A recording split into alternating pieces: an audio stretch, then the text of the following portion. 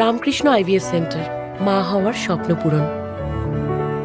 নির্ভরযোগ্য চিকিৎসা এখন আপনারই শহরে, জীবন রেখা হসপিটাল। 5,000 টাকা দিছো নেয় না, ঘুরি দিয়ে পরের দিনে আরো 10,000 পরের দিনে আরো 10,000 নিছে।